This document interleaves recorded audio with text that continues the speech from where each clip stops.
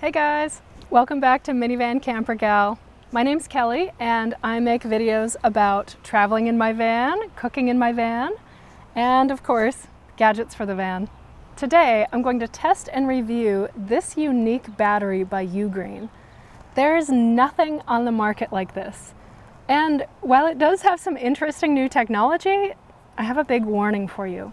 Watch until the end because there's one thing you have to know about this new technology, and I'm sure more batteries are going to come out with something like this in the future. So stay tuned. This is the 600 watt PowerRoam power station by Ugreen. It's a lithium iron phosphate battery, which is much better than lithium ion because it has many more charge cycles, basically how many times you can drain it and charge it back up.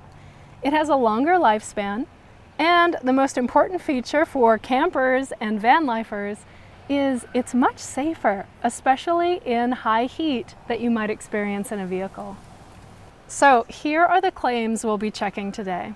680 watt hours, 0 to 80% charge in 50 minutes. This is insane. Most batteries this size take at least 6 hours. 0 to 100% charge in 1.5 hours. Again, if this is true, this is an amazing time. Fully charged from solar in 4 hours, 1500 watts with U-turbo technology.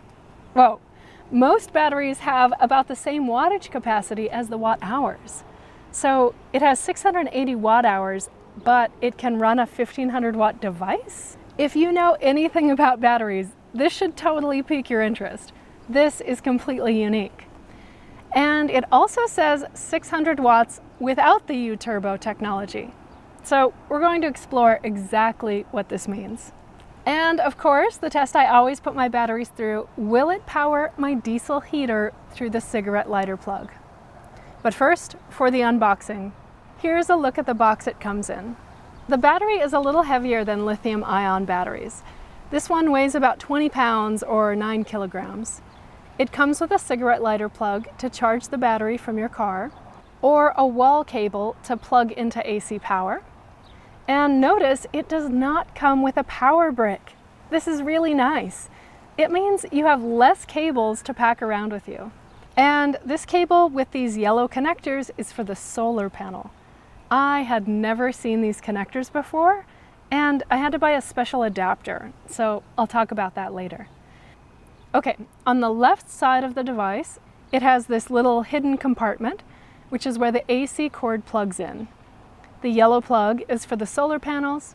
There's a grounding screw under the solar plug, and a button on the left that is for overcharge protection.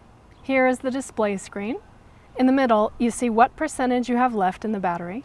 On the left, you see how many watts are going in and how many minutes are left to fully charge. On the right, you can see how many watts are going out and how many minutes the battery will run at that output. There are also many other indicators that can show up on the screen. It can show you if it's in power reduction mode or power saving mode, and it also has a Wi-Fi and Bluetooth connection status, a fan status, and a high and low temperature warning light. It also has a light you can turn on. It has a low and high setting, as well as flashing and SOS pattern. You can see that it has 2 USB-A outlets and 2 USB-C outlets. It has 1 cigarette lighter plug and 2 DC barrel plugs on the front. On the right side, it has, count them, 5 AC outlets. Wow, that's a lot. The little button turns the outlets on or off. If you leave this button on, the battery will slowly drain, so you only want these outlets powered when you're using them. You can also see the ventilation fan above the outlets. The battery also has a very in-depth app. However, when you download the app, you have to agree to the privacy terms. Now, I don't know if you're like me, but I rarely read these things, and I don't care too much about online privacy.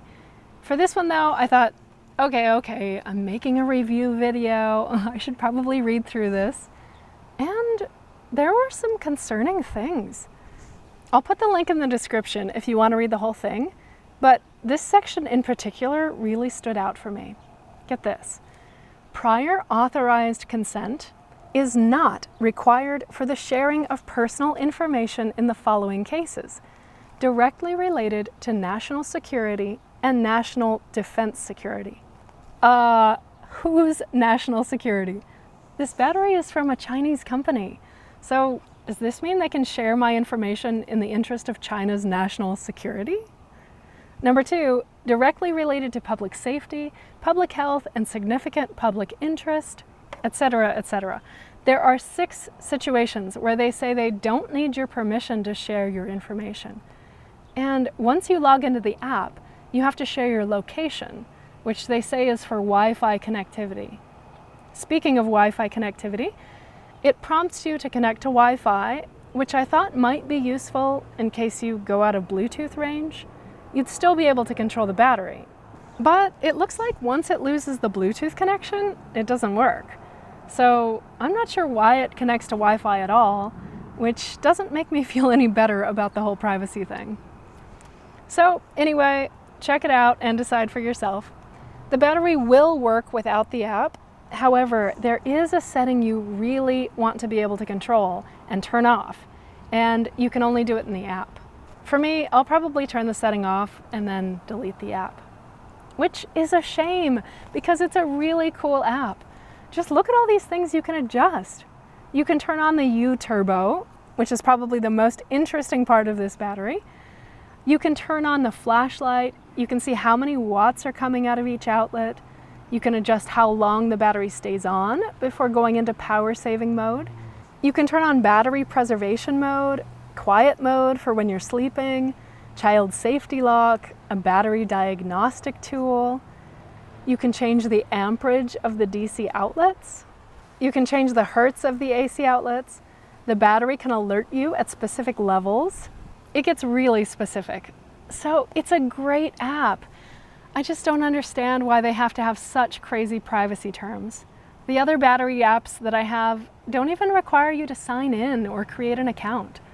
Okay, so let's cut to the chase. Will it really charge up to 80% in 50 minutes? Let's put it to the test. So the battery is at 0% and it's 11:13. So let's see how long it takes. It should be done at 12:03. All right, we're at 12:03 and darn, nope. The battery is only at 53% charged. Let's see how long it actually takes to get to 80%. Okay, 12:28. That puts us at 1 hour and 15 minutes, which is still extremely impressive and much faster charging than almost any other battery on the market. But this is 25 minutes longer than Ugreen claims. Okay, let's keep the test going. How long to 100%? It tops out at 12:52, which is 1 hour and 49 minutes, which again is super impressive, but almost 20 minutes over what they claim. Regardless of what they say, less than 2 hours for a 0 to 100% charge is really incredible for a battery this size. This drastically reduces your charge time compared to other batteries. So, can I recreate their claims? No. But is a sub 2 hour charging time still really impressive? Yes, totally. Okay, onward to the solar charging. First off, what in the world is this connector? I have many solar panels and I've never seen this connector. Well, it's called an XT60 connector. I had to buy this adapter in order to use it with my solar panels. So just be aware if this is important to you. It does accept 200 watts of solar. So that, along with its technology for charging, means this thing can charge up really fast with solar panels. Okay, now onto the really important stuff. Does the battery have 680 watt hours, and how can it be a 600 watt and a 1500 watt battery? First, the watt hours. I plugged a 60 watt Edison light bulb into the AC outlet. We can see with my watt meter that it is indeed drawing out 60 watts at 118 volts. The inverter always uses up about 15% of the capacity of the battery. So if we subtract that, we get 578 watt hours. which would mean that our light bulb should run for just over 9.5 hours. Interestingly, the battery tells us it will only run for 8.1. Okay, we're starting the test at 144.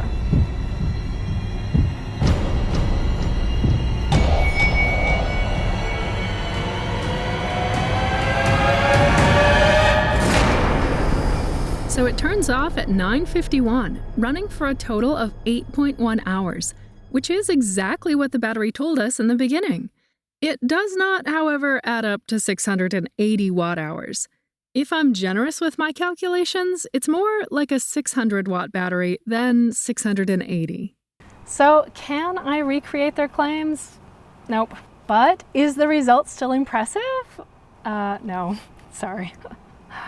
Okay, moving on to the 600/1500 watt claim. Okay, here's how this works, and this is the most important part of the video. This battery has something called U-turbo technology. When this setting is on, it allows you to run really high-powered devices. When it's off, the battery has a max output of 600 watts. So, how in the world do they do this? Well, I tested it out. The battery claims that it can run a 1500 watt hairdryer. So let's see if they're right. Okay, let's turn it on warm.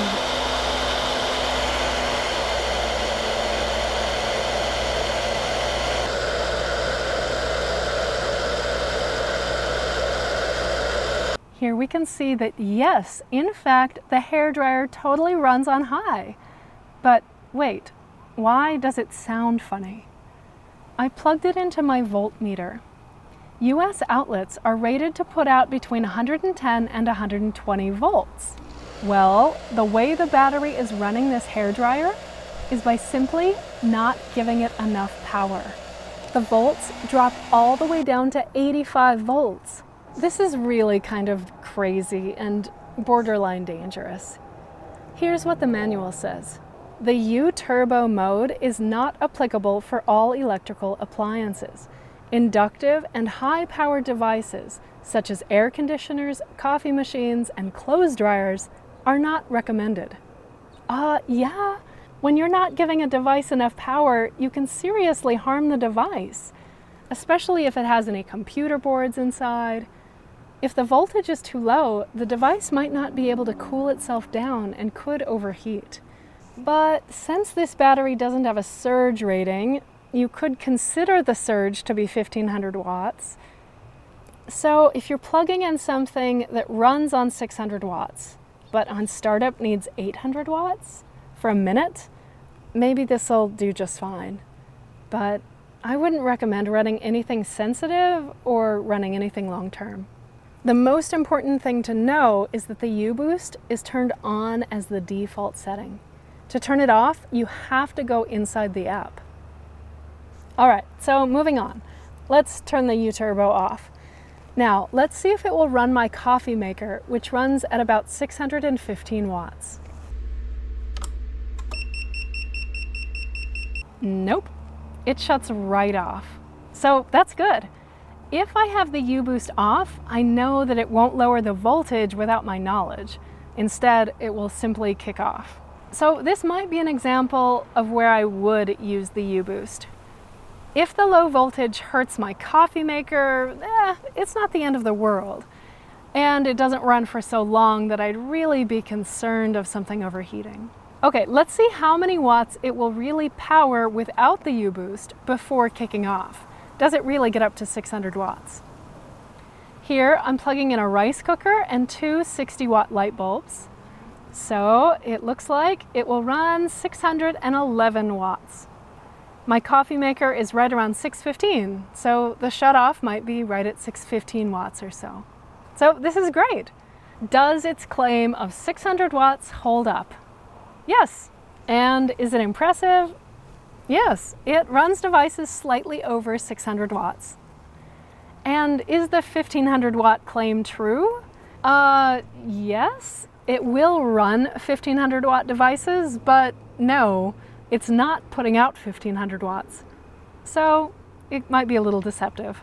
And the final test for the Ugreen battery, will it run my diesel heater? Not all batteries have enough amperage in the cigarette port to run the heater's fuel pump. Okay, that's the fuel pump turning on. So it is going to run the diesel heater. Awesome. Yes, it started right up and ran the heater just fine. And now one last test, will it run my piano keyboard? Let's see, will it power my electric keyboard?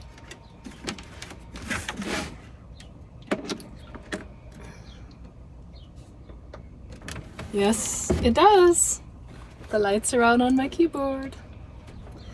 All right, let's see. Can I write a theme song for Ugreen? Ugreen, you're always powering me. You always keep me powered. You never leave me stranded. I always know what status you are. Ugreen.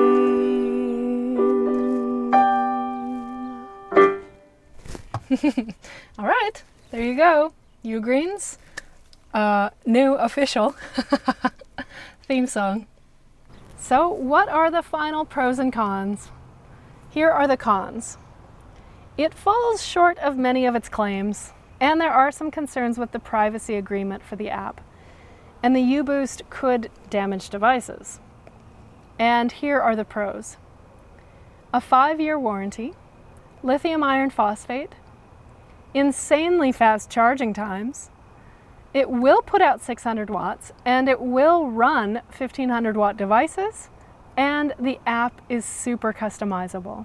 So there are some really great pros and some concerning cons. So I really wanted to go in depth on this one for you so you can really make an informed decision. Check out the links below for any discount codes, and if this video was helpful or entertaining, please hit the like button and of course subscribe to see more of my videos. All right guys, thanks for tuning in. I'll see you next time.